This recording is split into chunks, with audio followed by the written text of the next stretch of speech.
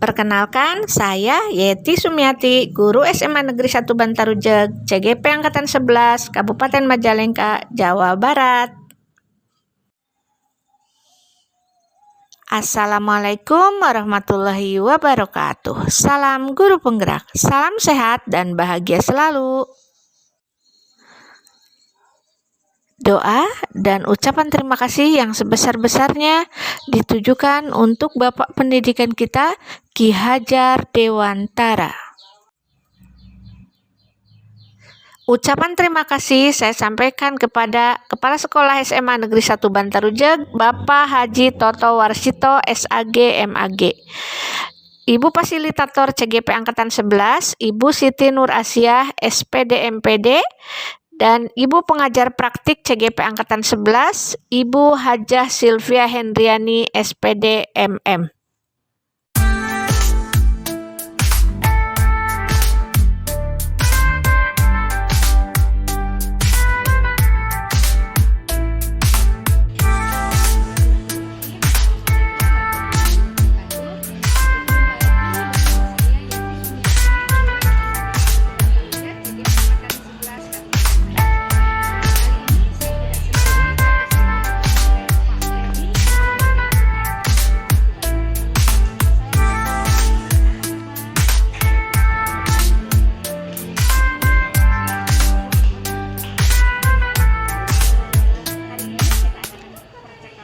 Observasi ya Pak, sebab nanti saya akan amati jalannya observasi proses pembelajaran yang Bapak lakukan di dalam kelas atau sebelum saya melakukan proses supervisi kelas. Adapun tujuan dilakukannya supervisi ini adalah untuk mengetahui dan juga mengevaluasi jalannya proses pembelajaran yang Bapak lakukan. Dan mengapa kita hari ini melakukan percakapan praobservasi adalah sebagai persiapan awal sebelum nanti Bapak melakukan kegiatan pembelajaran agar lebih siap dan lebih percaya diri sehingga memberikan pelajaran yang terbaik bagi siswa. Ada beberapa pertanyaan yang ingin saya lakukan kepada Bapak sebelum melakukan observasi. Yang pertama tentang tujuan pembelajaran. Jadi, apa tujuan pembelajaran yang ingin Bapak capai? Berdasarkan rancangan pembelajaran, yang pertama peserta didik harus bisa membuat faktor-faktor dari satu fungsi polinomial. Yang kedua adalah peserta didik harus bisa membuat sketsa grafik fungsi polinomial dengan menggunakan aplikasi digital yaitu Desmos atau GeoGebra. Yang ketiga adalah peserta didik harus bisa menemukan keterkaitan atau koneksi antara faktor-faktor polinomial, pembuat fungsi polinomial, sama grafik fungsi polinomial.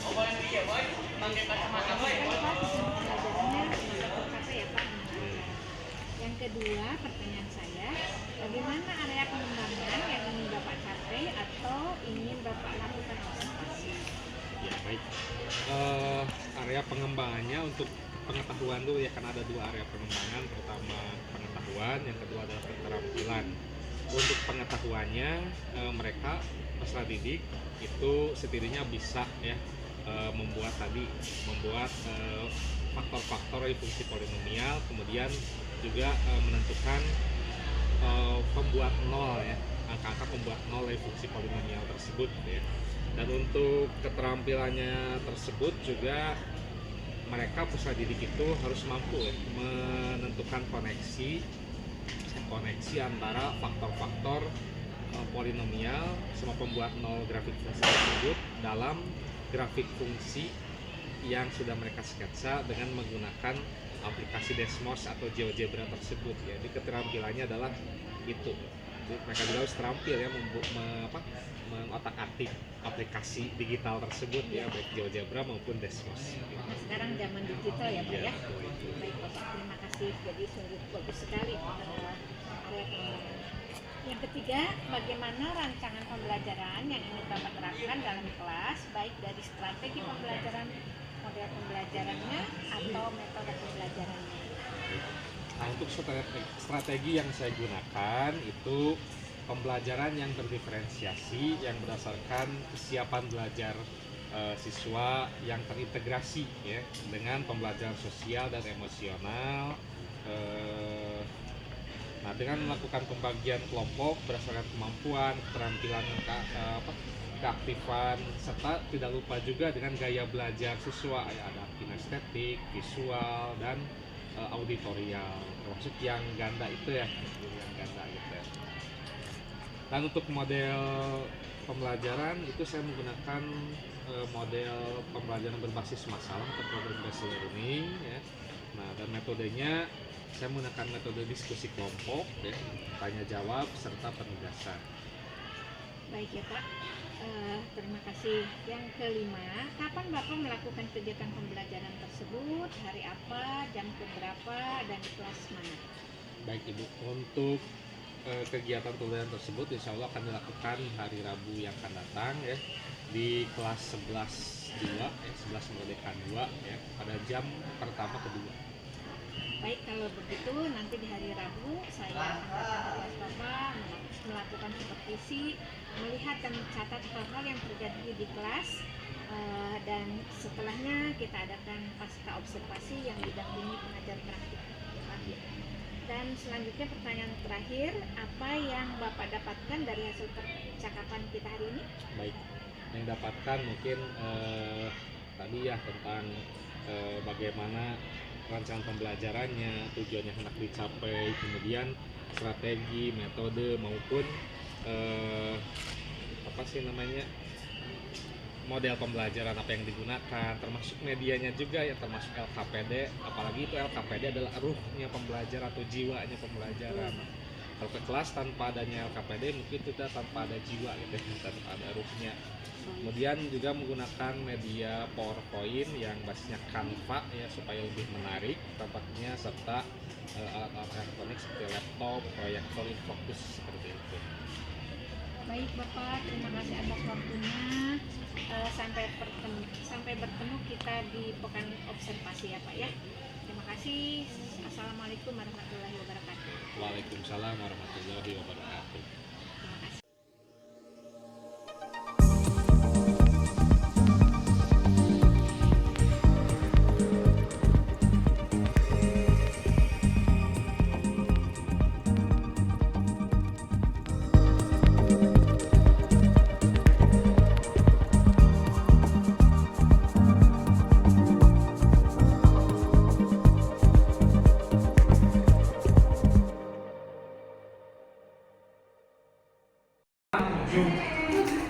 Nah, berarti udah semua ya? Oke, kalau udah, coba semuanya bilang bismillah dulu ya. Bismillahirrahmanirrahim. Tolong nih kerjasama yang bagus ya dari grupnya yang tim OPEC. Oke, siap, 3, 2, 1.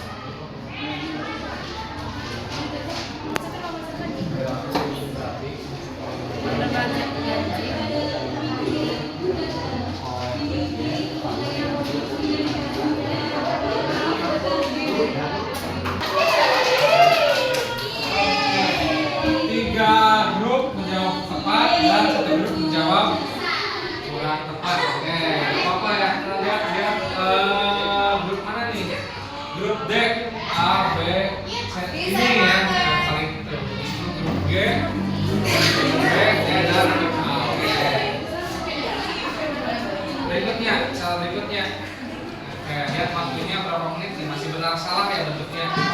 Oke, nah,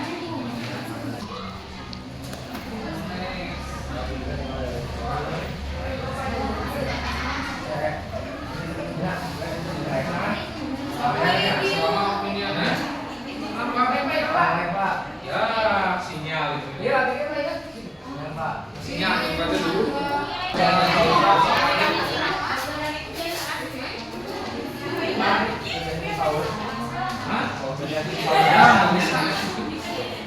Oke, coba semuanya ya.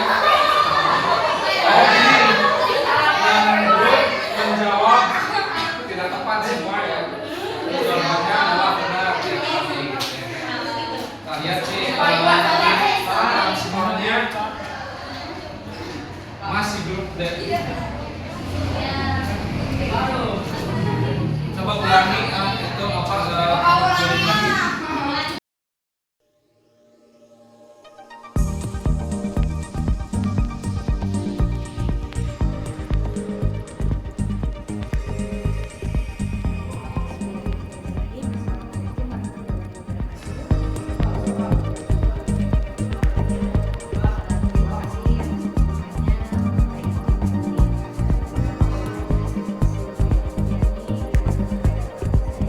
Selamat datang Ibu di SMA Negeri 1 Banjarnegara. Terima kasih atas jadwalnya yang pagi ini Ibu menyempatkan ke saya dulu ke sini untuk menjadi observer saya dengan Pak Peri. Saya sudah mengobservasi Pak Peri di mata pelajaran matematika ya hari Rabu yang lalu. Ya, baik. Apa kabar Pak Peri? Baik, terima kasih. Mohon maaf saya mengganggu waktunya ya Pak untuk berbincang-bincang tentang observasi kemarin. Bapak, bagaimana rasanya saya observasi? karena sudah banyak pengalaman sering observasi ketika pembelajaran di kelas, jadi nyaman gitu ya, observasi dan merasa ada apa ya yang mengobservasi, yang mengamati di mana letak kekurangan saya, terus ada inovasi apa dalam pembelajarannya selama KBM berlangsung di kelas. Baik, terima kasih Bapak. Saya mengucapkan terima kasih yang sebesar-besarnya kepada Pak Peri, yang mana Pak Peri bersedia saya observasi, dan begitu juga Pak Peri dengan senang hati saya observasi. Semoga amal dari Pak Peri dibalas oleh Allah dengan kebaikan yang berlipat. Amin. Baik, saya lihat kemarin di praktek pengajaran Bapak itu Bapak pakai kuis Kahoot ya Pak. Iya, Kahoot. Ya, begitu antusias sekali anak-anak, begitu senang mereka dengan pelajaran Bapak, dengan sistem Bapak, dengan strategi Bapak. Dan itu juga ilmu bagi saya, sangat bermanfaat bagi saya. Saya mohon Pak Peri menjelaskan apa kekurangan dan kelebihan yang Pak dari yang Bapak berikan dalam strategi pakai Kahoot itu. Baik, terima kasih. Sebelumnya memang sudah direncanakan tadinya mau dipola bukan pakai Kahoot ya Ibu ya. Ya. Sebagaimana di praobservasi waktu itu kita akan menggunakan di pola seperti pos-posan ya, pos berjalan gitu ya. Namun melihat di rencana yang asli gitu ya, oh kita harus pakai media itu ya, Kahoot gitu ya. Udah ketika pembelajaran memang pendahuluan biasanya memberi kehadiran, kemudian berbaca doa dan menyampaikan tujuan apa yang akan hendak dicapai dalam pembelajaran waktu itu. Kemudian di kegiatan intinya memang Kahoot itu digunakan untuk pembelajaran yang berkelompoknya ya. Jadi itu kan 36 dibagi ke dalam 6 kelompok. Jadi dalam Kahoot itu namanya adalah grup 1 sampai dengan grup 6 gitu ya. Untuk kekurangannya mungkin dalam efektivitas waktu mungkin Bu ya. Kadang-kadang kan kita di waktu timeline-nya di modul ajar atau perangkat itu sudah menyesuaikan, namun ketika pas pelaksanaan di kelas juga itu ada situasi baru yang tiba-tiba muncul gitu, sehingga ya mungkin sedikit menyita waktu juga ya. Tapi ada plusnya juga ya, kelebihannya mungkin itu anak-anak tadi ya antusias ya, senang katanya. Dan ketika di akhir itu setelah menyimpulkan pembelajaran, saya melakukan refleksi juga ya, katanya pas seru katanya pakai ini gitu ya. Kalau bisa nanti pertemuan selanjutnya pakai Kahoot lagi gitu ya. Ada lagi yang meminta pas kalian diselingi ice breaking, kan biasanya suka ice breaking, namun kemarin itu karena efektivitas waktu sehingga belum sempat untuk melakukannya gitu. Oh ya, baik Bapak, terima kasih atas waktunya. Ya tadi sudah kekurangan dan kelebihannya ya Pak ya. Anak begitu antusias, kelebihannya, dan kira-kira kalau Bapak menerapkan berapa nilai untuk pertemuan waktu itu, berapa target Bapak dan apakah sudah tercapai dengan pelajaran itu? Baik, yang betul Untuk itu? target emang sudah dicantumkan dalam KKTP ya, kriteria tuntasan tujuan pembelajaran itu untuk kelas 11 itu 85 ya, untuk kriteria ketercapaian tujuan pembelajarannya itu ya. Dan alhamdulillah sebagian besar sudah mencapai KKTP tersebut dan ada sedikit yang masih di bawah gitu ya. Itu berdasarkan evaluasi individu di akhir. Bagus sekali ya Pak, terima kasih atas ilmunya, terima kasih atas waktunya. Mungkin itu saja pertanyaan dari saya, Ibu. Silakan kalau Ibu mau ada tambahan, Pak Fer atau ke saya. Baik, Pak Ferry dan Bu Yuti, terima kasih. Tadi cukup ini ya, perbincangannya cukup menarik juga terkait pembelajaran yang sampai disampaikan. Ini saya sekarang ingin tahu ya perasaan Pak Ferry ketika di coaching oleh Bu Yeti, bagaimana perasaannya Pak? Perasaannya karena sudah terbiasa Bu ya, terbiasa diobservasi, apalagi sama kepala langsung diobservasi ya, atau sama guru yang lain itu ya, termasuk sama ibu juga. Jadi kesini semakin terbiasa diobservasi ya. Berapa mas setiap pertemuan kalau ada guru yang nganggur itu ingin selalu diajak gitu ya, yuk masuk ikut dengan saya gitu, tolong bikin catatan apa kelebihan mengajar saya dan apa kekurangannya gitu ya.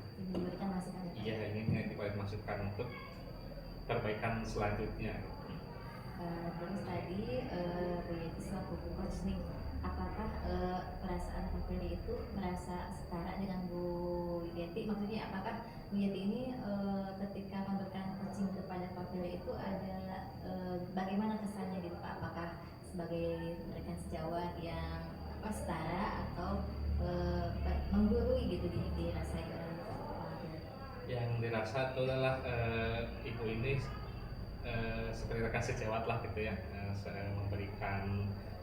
selalu memberikan sarannya adalah nanti ketika pembelajaran itu ini yang harus Berarti pikiran alam bawah sadarnya udah bangkit dulu ya Bu ya. Jadi mereka insya Allah lebih menerima pelajaran saya. Jadi mudah-mudahan lebih nempel bagi mereka, lebih mereka ingin menggali lagi dan lebih lama di ingatan mereka. Ini Bu, setelah Ibu menjalani program PGP ini ya, apa hal yang menurut Ibu itu paling Ibu kuasai dari materi modul-modul yang sudah Ibu pelajari dari modul 1, 2, 3 yang paling Ibu kuasai itu di modul berapa?